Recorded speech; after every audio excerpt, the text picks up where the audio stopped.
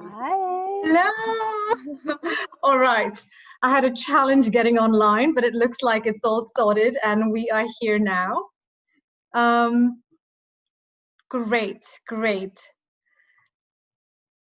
Lovely. Fabulous. We've got all the participants here, the panelists here. So just a quick introduction from my side. Welcome everybody. Welcome to the first News and Soma webinar, where we're going to focus on this very important issue of managing stress and anxiety and things related to self-care. Firstly, I hope that you all are well, that your families are well and safe in what can only be described as really challenging times for a lot of people. And on that note, just a quick update that Stephanie from Keely's Apothecary, who was supposed to join us today, is unable to do so because of the challenge with her family. However, we've got Rebecca, who is amazing and will be joining us with a wealth of knowledge around phytoscience. And I'll be introducing you to the panelists very shortly. Just a quick housekeeping note before we start. None of you as attendees can be seen and you cannot be heard. So, feel free to chill with that glass of wine in your pajamas and you're not being recorded, seen or heard. I'm Anu. I'm the founder of News and Soma. And the reason we started News and Soma is because we felt that there was a real need to bring awareness to some amazing tools that exist, such as Ayurveda, yoga, TCM, the power of phytoscience. And these are tools that can make a huge difference to our mind-body health and are real antidotes to some of those issues that we have due to modern life, such as stress and anxiety and insomnia and hypertension and blood pressure and so on and so forth. And so I really wanted to bring a way that we can talk about these tools from different and hear from different experts, each bringing in their own perspective, some of which you'll connect with, and really hoping to really have a conversation around this. What I also want to do is ensure that we shine the spotlight on some of these amazing practitioners. We are all for supporting the local community, and there is a wealth of knowledge here. So I want to make sure that we bring that to the table and find opportunities where you can connect to these wonderful practitioners. I know some of you are watching from the US and from Greece. For you, well, there's always Zoom, and until we get to you, basically. I hope to do this sort of an event every 6 to 8 weeks. And the idea is that, we can hopefully find an hour out of our really busy schedules to focus in and learn something new, to enhance our lives. With that said, I want to sort of focus on our first topic, which is stress. Why stress? Because stress is very topical because of everything that's happening. I think the only thing that is certain coming out of lockdown is uncertainty. And, we need tools in order to manage that stress in our lives. Stress is also really important because it has a knock-on effect to everything that happens within our bodies. So it's linked to sleep. It's linked to digestion, it's linked to, in turn, to immunity, and particularly something like immunity is incredibly important today. So talking about stress and dealing with that and learning how to manage that with some of these tools that we're going to talk about today is incredibly important. And, while none of us sort of could have asked for this pandemic, I think the one thing that we can do is make the most of the opportunity that it does provide us. And it does provide us that opportunity to go within ourselves, to connect with ourselves and press that reset button, and make space for something new, to learn something new. And that's what I hope to do with this conversation. So with that said, I'm going to turn it over to our wonderful practitioners. The way this format's going to run is we'll have a quick round of introductions, and after that I'll have around a 15-minute Q&A with each of the practitioners. If you've got questions, you can ask your questions, which I'll get to towards the end of this webinar. please just do highlight the practitioner's name if you are addressing the question to anyone in particular, and that way I can make sure that the right question is asked to the right practitioner. And so let's open it. So if I could just ask Kate, Rebecca, and Anja to please introduce yourselves, and then I will go into our 15-minute Q&A with each of you. Shall I start? I can't hear you now, actually. Yes, absolutely. Yeah, Kate.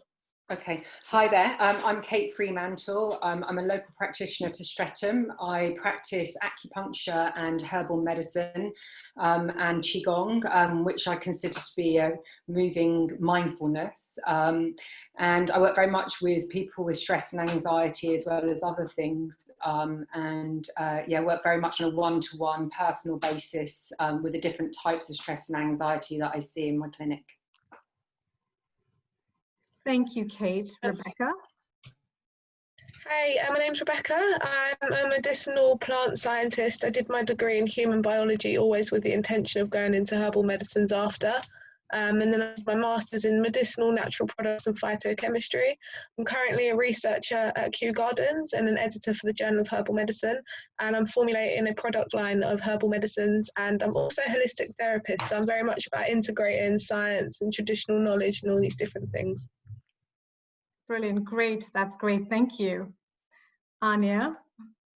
So I'm Anja, and I do lots of different things as well. At the minute, the main focus is really on yoga. So I'm a yoga teacher, and I'm a pregnancy yoga teacher, postnatal yoga teacher, and also local to Streatham. I've been teaching in Streatham for, I don't know, 10, 12 years maybe. I have actually moved, so I'm in Worthing now on the coast, but I still come when we could move around. I'm still coming up to Streatham to teach my regular classes. At the minute, everything is online, so I have online yoga classes, online courses, and as an Ayurvedic practitioner, I see people as well. At the minute, everything is online, so yeah, consultations for Ayurveda, body work, etc. And I guess for me, the kind of two main interests in health is stress, anxiety, and insomnia, and women's health. So that's kind of the things that I've been working with a lot. That's great, thank you, Anja. I think it's worth mentioning, I used to be a student of Anja's at one point, and I think a lot in Streatham have. So let me sort of, get into this, start with you, Kate, in terms of, some of the questions I have. I think with everything that's going on, there are lots of people who are feeling overwhelmed with stress, anxiety, hitting them in different ways. There's homeschooling, there's just so much going on, basically. What are your top tips for managing stress and anxiety?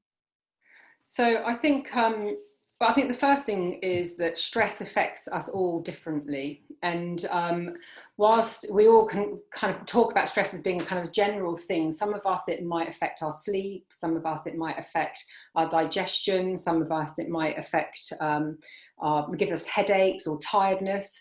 And I think it's really important to try and become a little bit more aware of how stress is affecting you personally.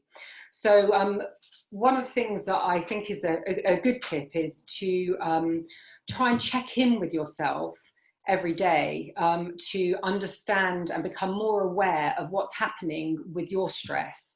And also stress kind of works in cycles and rhythms as well. So sometimes we may feel more stressed than others. So it's important to really try and understand what's happening with your energy. And I talk a lot about energy, being a Chinese medicine practitioner, but really to understand what's creating your stress, how you're feeling today, if there's external stress or if there's some internal stress, some emotional stress. And we talked a little bit about the body scan that you can do. So like you may, a little bit goes a long way. So 5 minutes, 10 minutes of checking in with yourself every day is really, really useful. So like having a shower in the morning, one idea which I talk to my clients about is to do a body scan. And you take 5 minutes. You can do this lying down or sitting in a chair. I mean, you can actually do it in the shower if you wanted to. And the idea really is to just energetically scan yourself from your head all the way down your body to your feet, and just feel your energy, feel how you are, where the tension is, how you're feeling in yourself, how you're feeling emotionally, to try and get a bit more understanding of what's happening with you and where your stresses are. And once you understand a little bit about where your particular stresses are, then there are many, many more things that you can do to help rebalance that stress and help support you. I think that that's so important. There's this idea of a body scan, and I think since we talked last, Kate, I find that we have this conversation of where do you hold your your stress, and I really wasn't quite aware of where I held it. And after I had this conversation with Kate, I realized that gosh, I hold it in my stomach quite a lot. And just being aware of this and bringing awareness to it now, when I am feeling stressed, I can sort of focus on that bit. But I think that awareness piece is just so crucial, exactly what you said.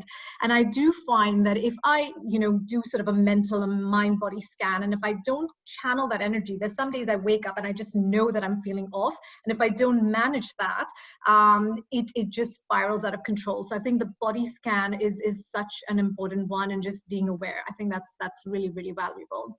I think one of the other things that we had talked about last was how there are times when you're just feeling so overwhelmed. There's so much going on.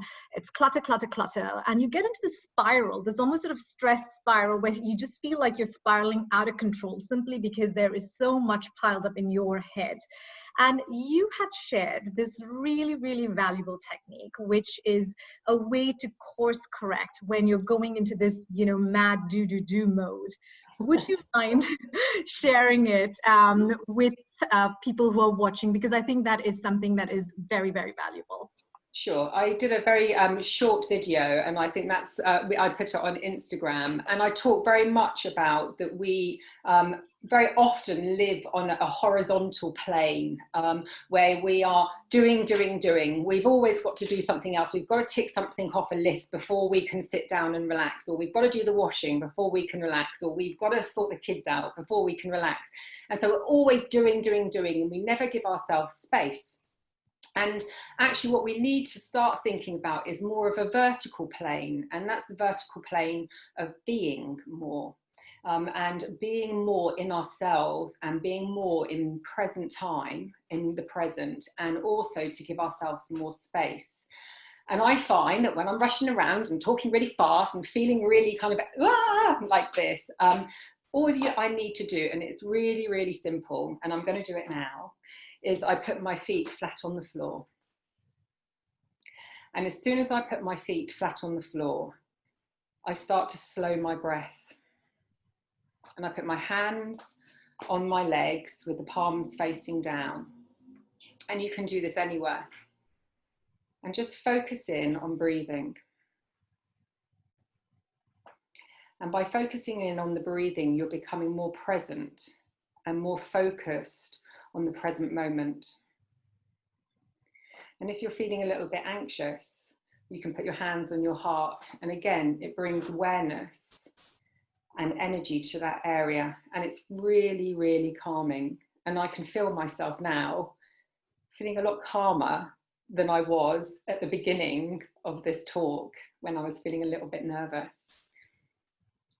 So it's just about calming the breath, extending the out breath, grounding yourself, grounding your energy with your feet flat on the floor, and just bringing yourself to be kind of more contained and more calm. And it's that simple. And you can do that anywhere. And I say to my clients, if you're feeling like that at work, you can do it at your desk, you can do it on the train, you can do it in the toilet if you need to. But it's just a way of kind of bringing you out of that doing horizontal plane where we just are like headless chickens, to a more calm vertical plane of just being, and being in the moment and giving yourself some space. And it only takes a second. Absolutely. And, you know, I can't tell you how many times I've used Kate's technique since. Like, I've actually found myself when I'm going into that frenzy to just take a minute and sit down and just do exactly what she showed. And it is incredibly calming. Actually, I calm down just watching you do that. So yes, incredibly. And I think just the very act of even connecting with our heart center. I mean, I know we do this in yoga so much as well. There's something that's incredibly grounding and calming about that.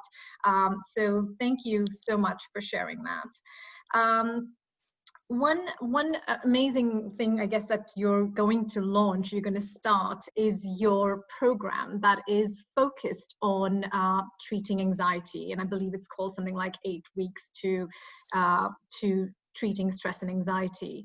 Kate, would you mind telling us a little bit about that? I know you haven't launched it yet, but it's soon to be. So would you mind sharing, you know, how that works, and especially that integrated part of it, and why is it an integrated program? Sure. So it is still in its kind of early stages. I'm piloting it at the moment. I have 6 people that I'm working with on a weekly basis.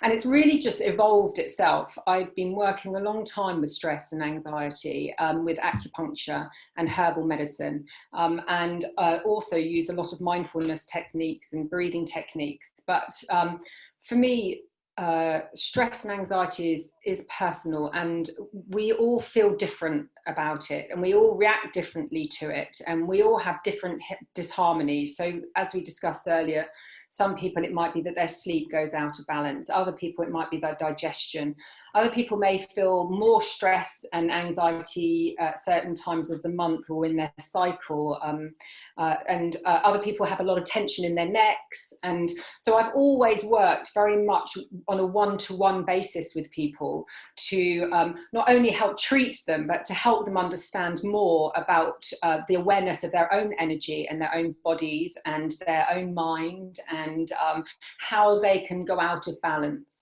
And what's happening now is I'm using more moving mindfulness techniques. So I'm using Qigong, which is like a Chinese-based yoga, but it's not quite the same. It's a little bit different. And what I'm doing is I'm using those techniques as well as herbal medicine and potentially acupuncture when we can treat again, to help people have tools to be able to correct their own patterns of disharmony.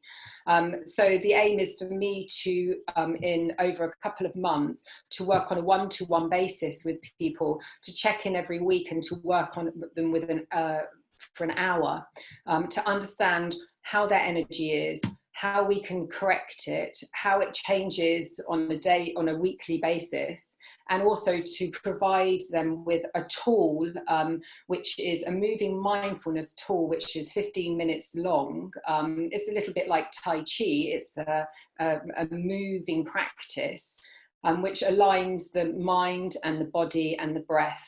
And so they can then take that away, and then they can practice that every day. So like I say, a little bit every day goes a long way.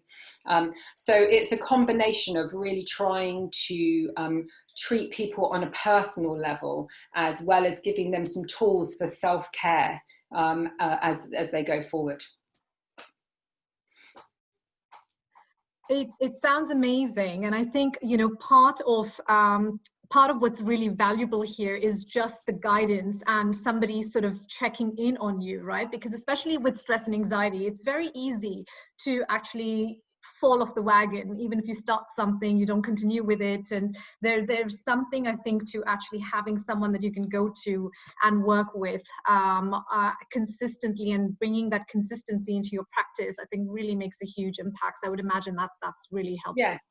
And that's really what I love to do, is to work with the individual to help them, because you know, everybody's different and everybody's energies change over time. And it might be that, you know, for example, I had on my pilot, I had somebody checking in who felt very emotional, and we have to work, when I say emotional, very tearful, you with the anxiety and the stress, you have to work very differently with somebody who feels very angry or frustrated or very burnt out and tired. And you have to work with those energies to help bring back in balance. And yes, there are things that we can do, which we've discussed as some sort of like punctuating your day with some space. But actually being able to have some tools that work with those particular energies can be very powerful, and can really help correct the patterns of disharmony.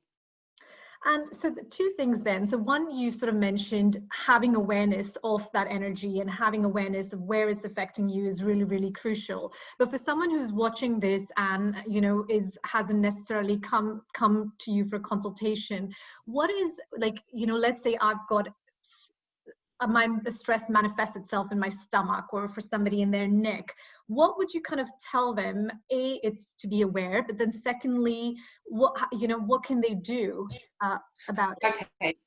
So so we talked a little bit about your tummy. So if you are holding, you may not know that you're holding stress. Yeah, I didn't until we talked. Yeah.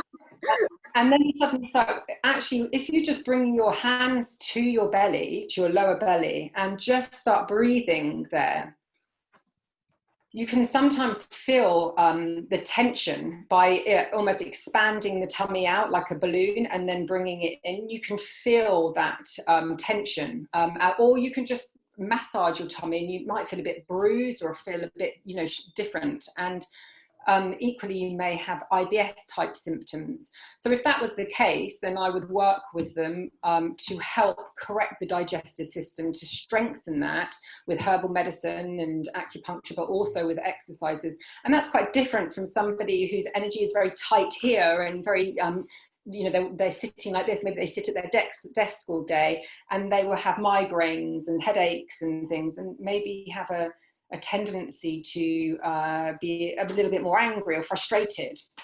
So there's different exercises that you can do, and there are different herbal medicines, as I'm sure we will discuss a little bit later, that can help in those different energy systems to balance it out. And also it's just different postures and different things you can do. I mean, just touching your neck just feels incredible. So, you know, just doing this feels really nice. Just again to bring the kind of space into the body in that area where there's tension and everything's really tight.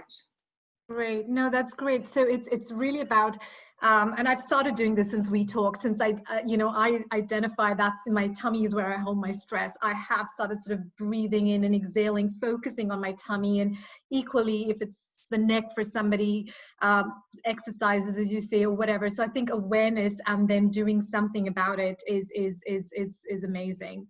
Yeah, and sorry, there was just one last thing, yeah. Just on the neck thing. We did talk a little bit about creating space. I think that we talk about maybe creating space in our environment. So maybe having 5 minutes away from the children or 5 minutes away from work and punctuating our day like that. But we can, I try and work with my clients to create space in the body. So the energy is very tight in the neck. So you work with just trying to do exercises, and they're not really exercises, they're more moving meditations in a way that help create more space in that area so the energy can flow and the tension can ease. That is great. We're going to have to do like another session where you can show us some of this. It sounds amazing, actually, as you describe it. Brilliant. Thank you so much for that, Kate. I'm actually going to be sharing information of all the practitioners in a thank you email that will go after this event. So just watch out for this, and I'll also share some of these videos and techniques that they're going to talk about. But you will have their contact details in case you need to get in touch. So thank you very much for that. Rebecca. So, you know, the world of sort of phytoscience and medicinal herbs is such a huge one, and I think there is so much there to sort of take in, particularly, you know, when it comes to various illnesses, and they can be immensely therapeutic. When it comes to stress itself, I think there is a lot of information out there. You know, there are words like adaptogens, and there's CBD, which we'll touch on in a second. There's all these things, there's nervines, there's so many things that are thrown in. what do you kind of consider your go-to herbs, and how do they sort of fit within the spectrum of managing stress? I know there are some that are more nourishing, some that are more potent. Just walk us through that and demystify it a little bit for us. Okay, so nervines are basically any herbs that will soothe and nourish the nervous system. And adaptogens, which I'll explain some more about them in a bit, and adaptogens are miraculous little plants, because what they do is they will adapt to your personal needs. So if somebody's got really high anxiety, or someone's got very low energy, all of these different things, the plant will actually adjust to that person's hormones and nervous systems to bring them back into balance and get them at optimum. So it works personally on every single person, which is why I think they're amazing, because as mentioned, our stresses come from different things and they manifest in different ways. Now, one of my favourite adaptogens is a plant called ashwagandha. It's an Ayurvedic plant, and it's wonderful because it's been shown in experiments, people with even up to, well, I shouldn't say this, but it's an experiment. You know, you're not allowed to say medicinal claims about plants because legally and blah, blah, blah, you know, all that nonsense. But an experiment showed that even people with psychiatric problems or anxiety or very severe insomnia, many different clinical studies have shown that it's been able to help reduce people's anxiety up to 79%, which is wonderful. And the way that it works is it helps stimulate your dopamine receptors, which are really important for, firstly, pleasure, but also focus and reward and feeling like you're getting anything out of the tasks that you're doing. Because, you know, so often when you're stressed, you just sort of chew through tasks and you never actually take the moment to be like, well done, you know. It's like you're addicted to it. It's strange. It also boosts our serotonin levels, and that's how Prozac works as well. It boosts our serotonin levels, and that's really important for being able to communicate with people, feeling good, feeling blissful, these important things, because it works on our nervous system and these different neurotransmitters. And it also lowers our cortisol levels. Now, cortisol is a hormone that we release when we're stressed out, and it makes us lose our memory. So that's why sometimes, you know, you get really stressed out. Say, it was a long time since I've done an exam, but you know the answer and you get into the exam and you just get this flush of cortisol and you forget everything.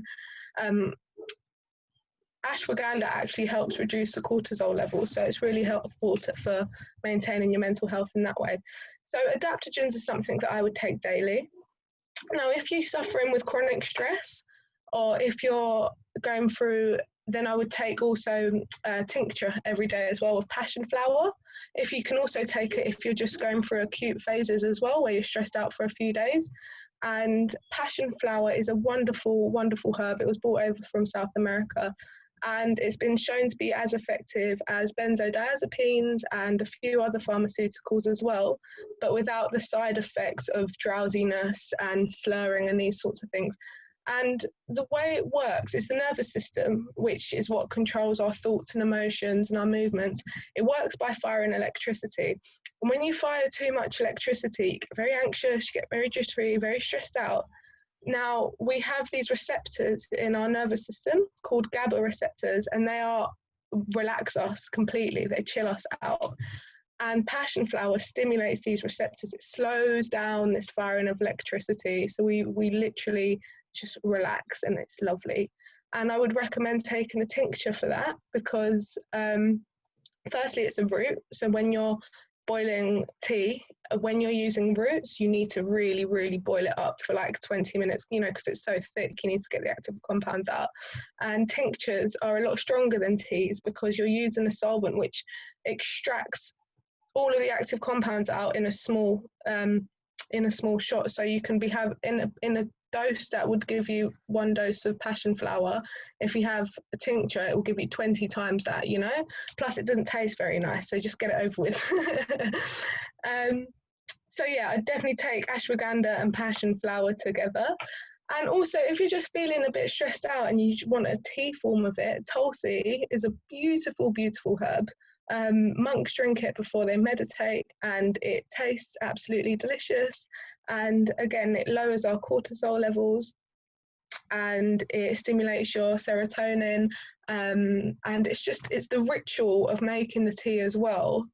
You know, if you are taking something, or you're going to do yoga or you meditate, there's a part of you, no matter how stressed out or in a bad way you are, deep down there's a part of you that knows you can heal. That's why you're doing it. So setting yourself into the ritual, putting the kettle on, picking the mug, putting the leaves in the tea, you know, all of these things, it's a nice process and it really helps calm me down.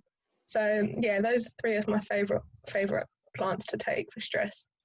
That's amazing. And I didn't, you know, so with adaptogens, really, you sort of take that every day because you're supporting your body with that. And then if you are increasingly stressed, you can go to passion flower or tulsi in the form of a tea or a tincture. That's really, really great to know. And I didn't, you know, it's very, very valuable information. One question I do have for you, we didn't talk about CBD in this mix, and I know it can be sort of a topic in itself, but there is a lot of interest around that. What are your thoughts on CBD? Does it work for stress and anxiety? You know, just tell us. Yeah. Yeah, sure. I've got loads to say on this, so I'll try and keep it short and sweet. So CBD works on our endocannabinoid system, and the reason people have gone crazy about the endocannabinoid system is because we only discovered it 30 years ago. Now, in science terms, that's a baby. You know, it's like us only discovering hormones 30 years ago, and look at all of the implications of that. Now, the endocannabinoid system, it acts as a warden between your immune system and your nervous system, which controls all our thoughts and emotions, because there is a massive link between the two. And CBD is really, really interesting because it can have some of the effects of cannabis, but without the psychoactive effect necessarily. And there are many clinical trials that show CBD can be effective for insomnia and anxiety. From anxiety, there was a study done, people about to give a speech and they took CBD and they were a lot more chilled out. But then there was also people who had really bad insomnia and these different things. And it really, really helped them. I would say if you're going to take CBD, you have to be so careful with the quality control. As much as I love the wellness industry, there's a lot of money to be made there, and that attracts a lot of piranhas. You know, last year, 2,000 CBD brands popped up in the UK alone in a year. So you can bet that not all of them are of good quality. So what I would recommend when looking at CBD is you need to see that the product has got lab tested to make sure that it's actually got 5%, 3%, whatever, how much CBD in it, because a lot of the products in herbal medicines as well, you buy the product and it hasn't actually got any of the plant in it. They used another fake, cheaper plant, and people try it and they go, oh, you know, I knew that herbal medicines don't work anyway, and it's not true. It's the quality control is bad. So make sure that it's lab tested. What I would also highly recommend as well is you get different types of CBD. So you get CBD isolate, which is the pure CBD molecule on its own, and then you get broad spectrum CBD, which has all of the different compounds of the cannabis plant, but it has very, very low levels of THC, below 0.2%, and THC is the thing that gets you high. And then you have full spectrum, which is, you know, we're not allowed that over here. They have that in America. Now, what I would recommend is that you have the broad spectrum one, which has below 0.2% THC. And the reason that I recommend this is because it's easy for CBD to become the star of the show and people to think, oh, you know, there's this amazing molecule that fixes all your problems. But really, in plant medicines, there are hundreds, if not thousands, of plant molecules working together. And we haven't researched the other molecules as much, you know, so they could be equally as wonderful, but we don't know.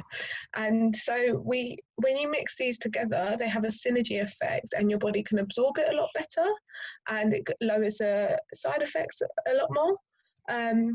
And yeah, it's the wise way to go about it, I think. So yeah, if you're going to go for it, make sure it's lab tested. Fats help you absorb it better, so oils, and go for broad spectrum. So you would always recommend polyherbal blends versus a single herb then? Or does it depend? So I'm not against isolated molecules. It's not what I use personally. I'll only use in extreme cases.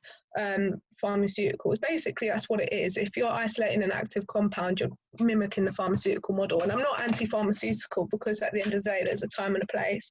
But I always, me personally, I will always go for full spectrum of any plants, because it helps lower toxicity and it enhances you being able to absorb the bioavailability of the good molecules in the plant. For example, there's plants where they've got an active compound in them, and you take 10 grams of that plant, and scientists would say if you isolate that active compound, the dose that's in that plant shouldn't do anything, it's too low. However, when you take it with the rest of the plant molecules, for some reason, this tiny dose works. It absorbs a lot better. And you know, sometimes if you isolate that active compound and you need a massive dose of it, then you get side effects. So respect the plant. People have been using them for thousands of years. They know what they're doing, you know? Absolutely, absolutely. And that is where I think, you know, the power of things like traditional Chinese medicine and Ayurveda, etc., comes in, because these herbs have been used for literally thousands of years and they've been proven. Or you know, Greek medicine, I know you're half Greek and Cypriot, so yeah, the same. You know, so great. And you know, because your passion is not just plants and phytoscience, it is you're a holistic healer as well, and you're you know, you work in very different capacities. If I sort of switch this around and say, what are your top tips for somebody who's dealing with stress and anxiety? What would you tell them? Would it, you know, still be sort of a focus on plants? Can it be done in isolation without other protocols? What are your thoughts on it? Again, I have a lot to say on this, so please cut me if you need to. So firstly, I would say obviously meditate. That's the standard thing, right? You know, because when your brain, like I said, your nervous system is made up of electricity and it's constantly firing. And when you're thinking loads and loads and loads, you give off these tiny little beta waves, right? And they're really rapid and fast and they're coming off your head, literally brain waves, you know?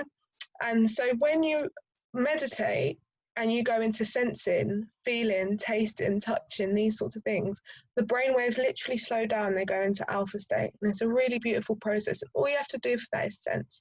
But another thing that I would really recommend as well, which sorts me out, is be really, really ritualistic about your healing. Like, take pride of it, make a thing of it. Like, when I feel like I'm losing my mind, which has happened recently, you know, stress is very real, I will light every candle in my room, dim the lights, put the incense on, put all my plants around me. You know, I really just go the extra mile to spoil myself, to get myself into the headspace where I can touch my center. Because sometimes, like, I'll sit down for meditation, I'll be honest with you, and I'll just lie there for 10 minutes, my head's still thinking, you know? So when you are really ritualistic about things and your senses are stimulated in this different way with the beautiful candles, with the nice smells and all these things, you can sit and you can begin to feel that calm within yourself again. And the more and more you do that, the more familiar you get with your center and that center of calm, the easier it is to return there. And I'll sit there and I'll journal, or I'll do a little bit of yoga or whatever. You know, sometimes I'll do it when it's full moon because it's beautiful, it's nature, why not, you know? So I spoil myself in that way. And the last thing I'd say, this is the academic side of me, is educate yourself loads. Like, go and listen. If you're suffering with stress or anxiety and you can't seem to figure it out, it's not because you're not capable of healing yourself. It's because there's a bit of knowledge that you're lacking. Listen to different podcasts, different people speaking about it, read books. When you load yourself up with this information and knowledge, you'll be able to point out objectively the different things that you're experiencing. You'll be able to say, am I ruminating? Am I catastrophizing? You know, what Kate said about feeling it in different parts of the body. And when you've got this body of knowledge, you can just analyze it and understand where you are logically, instead of just getting caught up in the whirlwind of emotions all the time. It's really empowering. Knowledge is power. I'm sure you've heard that one before. Absolutely, knowledge is indeed power, and that is a little bit, you know, of what we're trying to do here today as well, kind of sharing the wealth of knowledge that you have collectively here. You know, and it's really interesting that you talked about sort of meditation and moving into sort of a slower pace and even journaling and things like that, because often you can't, you know, I might wake up and, like Kate said, do my sort of body scan, where am I mentally, and my mind is like this, and I can't even go into meditation mode. And I almost know that, you know, that day I have to start with exercise or do something else and get that energy out of my body, and then be able to sort of bring it down gradually where I can calm my mind down. So I think sort of that awareness and then that journey or transition into that is also so important. And it's brilliant, some of the things that you mentioned, like just sitting with yourself or journaling, and, you know, getting into some rituals like candles or whatever it might be to ease in that transition. Thank you so much, Rebecca. Pleasure, thank you. Anja, so brilliant to have you here again. Yeah, it's so great to be here. Yeah. As I said, I used to study, you know, yoga with Anja a while back now, and then kind of went back and connected again. So, you know, yoga is really about union, mind body. It's really about breath and exercise. So from your point of view, you know, when it comes to stress and anxiety, I'm sure you can approach it from various angles of yoga, Ayurveda, etc. What are your sort of top tips in terms of dealing with that? Well, I think it's with you coming from the yoga and the Ayurvedic perspective.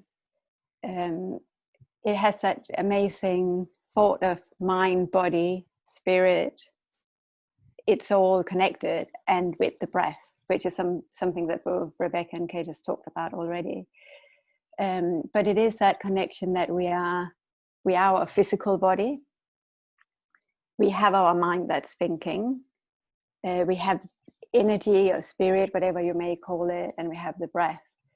So like you say, sometimes you can't just sit and meditate because your mind is going 100 miles an hour, and you sit there and you just get annoyed or irritated, or you get even more anxious. So if we can't access that, then we have to get into the physical body. Or, you know, maybe we are burned out and our physical body is just too tired, and maybe we just need to focus on the breath. So again, it really depends on where you're coming from. And I think even, you know, when I teach the yoga classes, it's like I can guide you through the practice, but you have to set your intention, whether it's more energetic, more physical, or more kind of in an emotional release or emotional transformation. So my tips are, depending on where you are in you know, at that specific moment, movement for me is really important. I need to move the energy. And actually, you know, talking about this in the virus environment where most of us are, you know, we might be working from home, and we may go for our daily walks, but we are not walking to the bus stop. We are not walking around in the tube, on the trains. We are not having the same physical activity that we used to. And our bodies do need to move. It needs to move. It's made for movement. So I think, you know, movement is really, really important. And it is finding what you need right now. So if your energy is really flat, if you're feeling really low and depressed, then your energy has to be more active. So from an Ayurvedic perspective, is that if it's kind of too much kapha energy or yogic tamasic energy, that feelings or expressing low or depressive mood, then that needs to move. So you do sun salutation, you do a vinyasa flow class, you get that fire going. But then if you're feeling really angry and frustrated, and you know, you see people going like do, they're moving, and they're kind of jumping, and you can see their face is angry. You know, you need to move that energy, but it has to be calmer, it has to be steady. You can't just say to them, calm down. You just have to calm down and sit in meditation, because there's too much frustration and anger. And that has to be harnessed in some kind of steadiness and flow. And then, like you were saying, so from this perspective, from Ayurvedic perspective, this would be the Pitta person, too much fire, which is very common because it's a Type A personality. And Type A personality is you know, it's what we are as a society, it's acceptable to do. And the other personality, which is definitely happening now as well, is too much thinking and anxiety. So in Ayurvedic terms, this would be that Vata energy, the air and space, and that's again, the thoughts are not stopping. You can't sleep because you're thinking and worrying. You might have anxiety attacks or panic attacks. And again, if you say to someone like that, just calm down, it's not going to happen. You have to move, you have to do something. So movement, I think, is really important.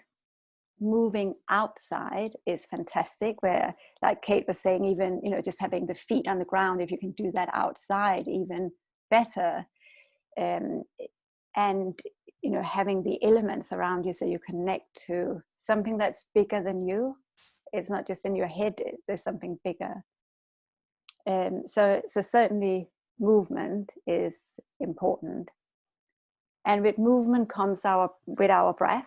So we breathe with our movement. And I think breathing is, you know, I know we all do it. We don't have to think about it.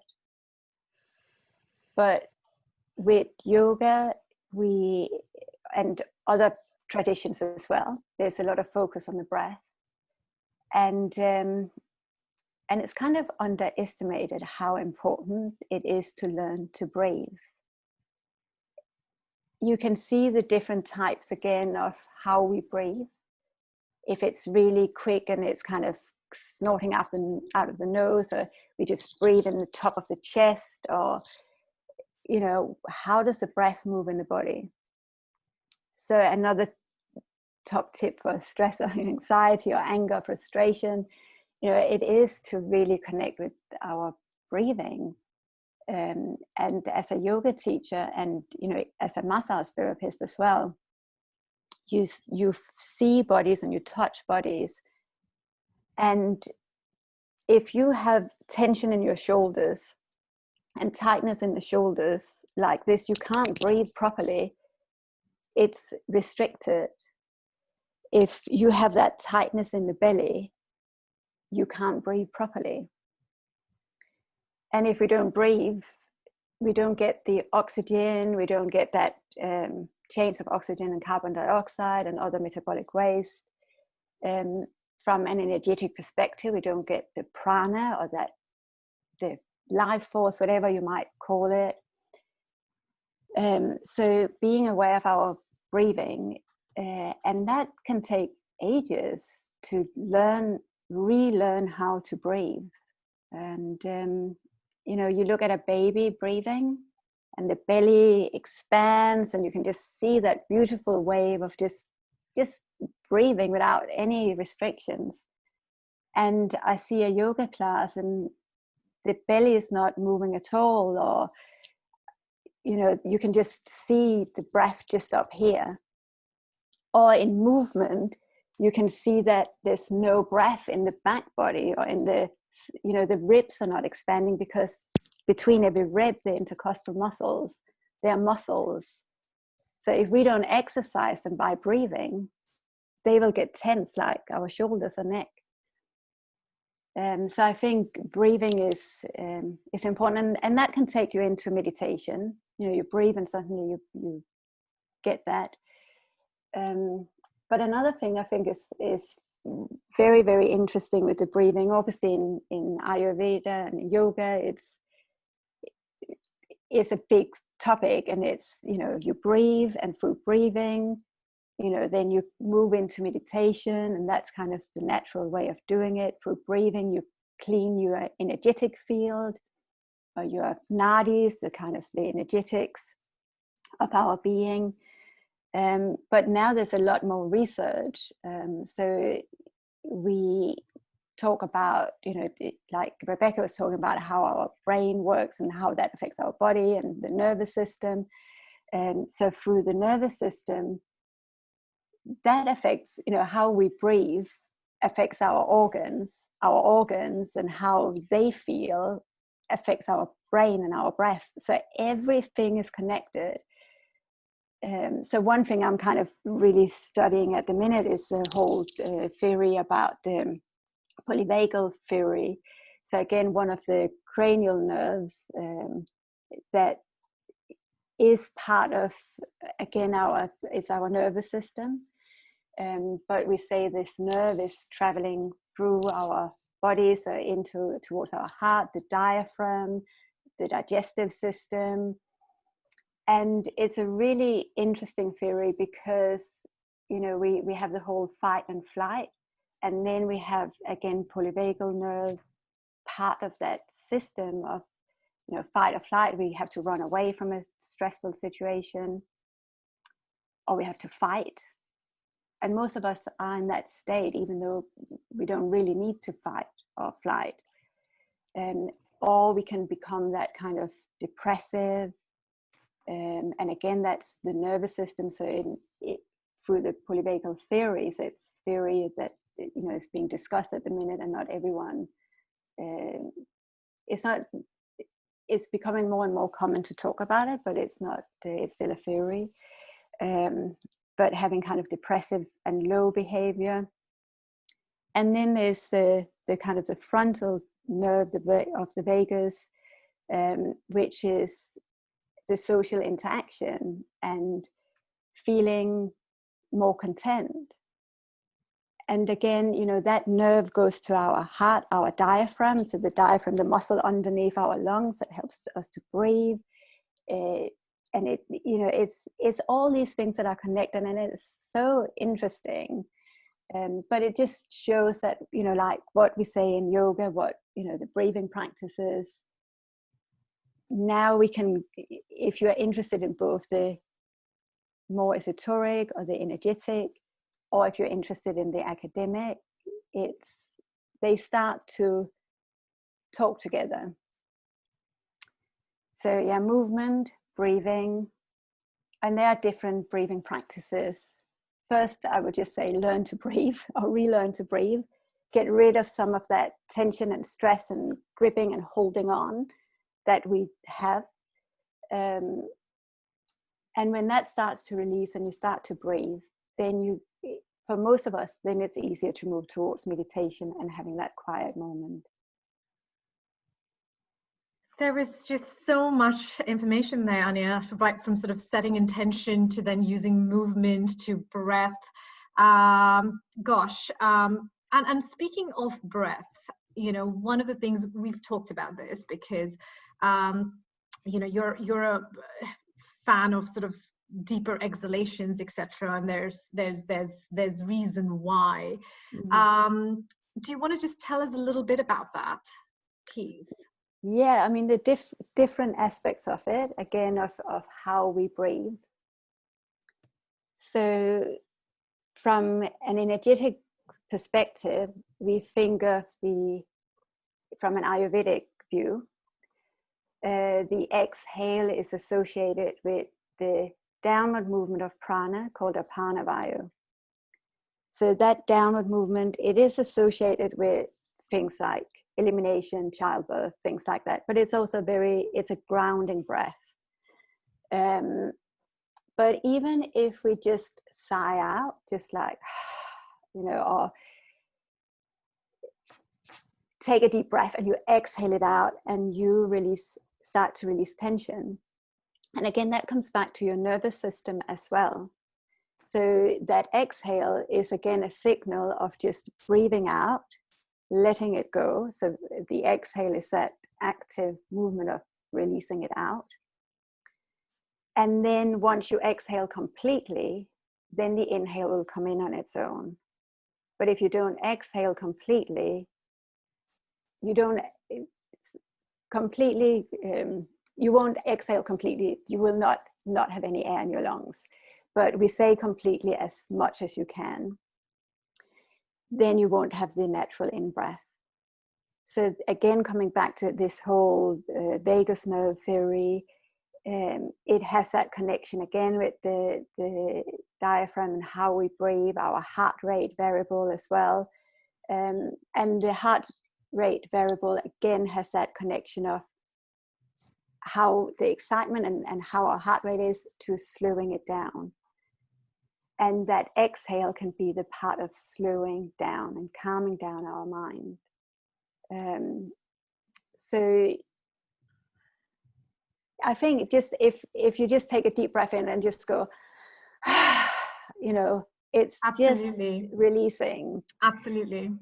Anja, I've just been told we're running out of time, and there's one thing that I do want to discuss with you, which is something to do with panic attacks. So anxiety can come on a spectrum. And you know this, I've suffered from panic attacks for a long time, and it can be incredibly scary when you're going through this. And I've done different sort of things, you know, I've tried CBT, etc. Not CBT, but cognitive behavioral therapy, etc.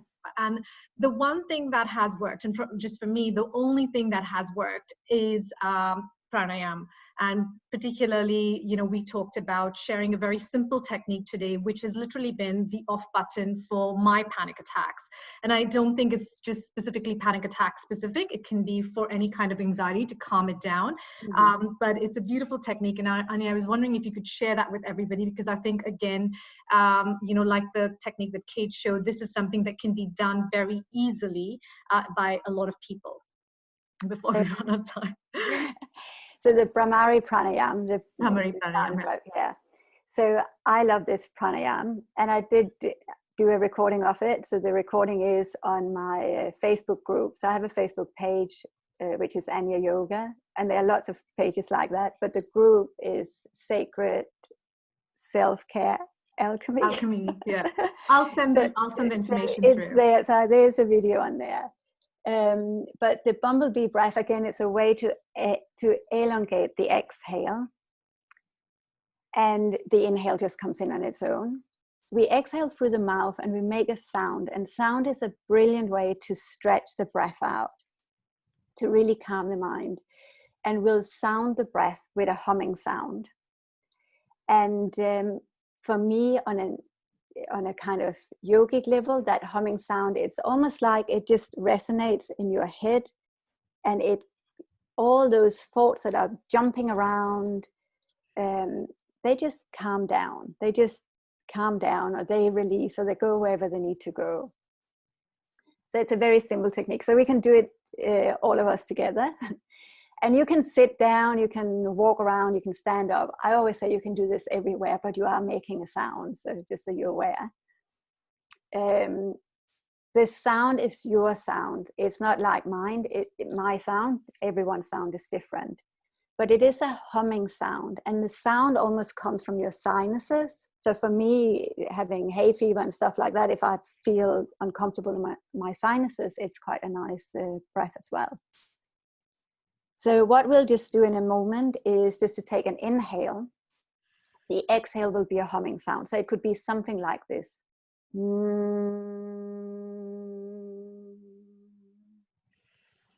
So if you do that, and just until you don't breathe, have any more exhale, then you just relax. The breath comes in on its own through the nose or through the mouth, and then we exhale again.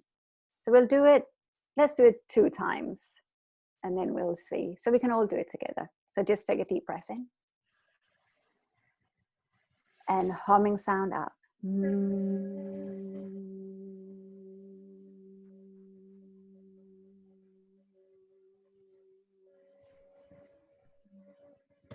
And then when you're ready to inhale again, just take a breath in. And humming sound out.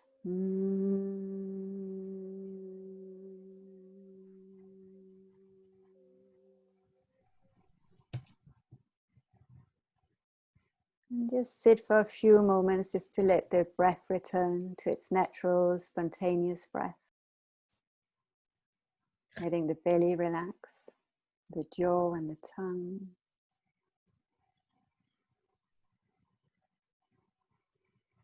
And then when you're ready, you can open the eyes. And so this breath, you know, if you are anxious or stressed in the evening, it's a really nice breathing practice to do before going to bed, or to start the day in the morning. Or any time, so say you want to meditate but you can't quite get there, then doing a breath like that is a really nice practice to do.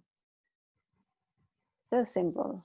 Yeah, it is incredibly simple, and I just love it. And this has literally been, for me, my off button when I have my panic attacks. I mean, it's called Brahmari Pranayam, and I'll share this with you as well in the email that I send post this session. But thank you everybody for this. I mean, just to say, Anja has her classes as well, just like Kate is, has her independent practice now. Anya's got her classes where she's got her Zoom classes, and I'll send you the details around that. Rebecca's launching her product line, so just so there's lots of information and experts that you can sort of tap into.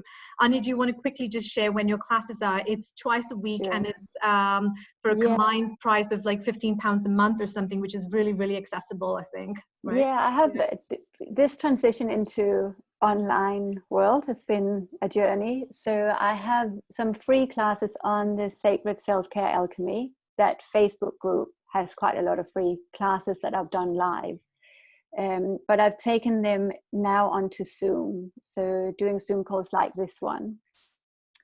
And I do that at the minute on a Wednesday evening at 6. Thursday at 11:30 I have a pregnancy class. Saturday at 11 I have a Shakti flow, which is more feminine flow, where if you're pregnant and have an established practice, you can enjoy that practice as well. It's not a pregnancy class, so everyone can join. But if you have an established practice, that is another one. But it is Vinyasa flow class.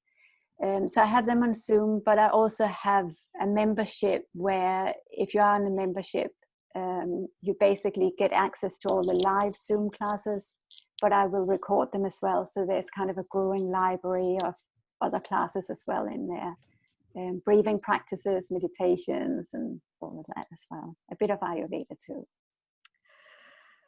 Well, thank you so very much, everybody. Thank you for your time. I think we have run out of time. There's one question which is to do with sort of foods that help with stress, but I'm not sure we have time to address it. Perhaps I can, get back to this person. I know where it's coming from, so I can get back to you. But thank you so very much for your time. I hope to do this every, 6 to 8 weeks. Get a wonderful group of practitioners together, and you'll get a little quiz towards the end of this, just in terms of topics you want to see. Have a wonderful evening, and it's been really, really wonderful having you here. Take care. Thank you, everyone. Thanks for tuning in. Thank you very much. Thank you. Bye. Thank you. Bye. Bye. Bye.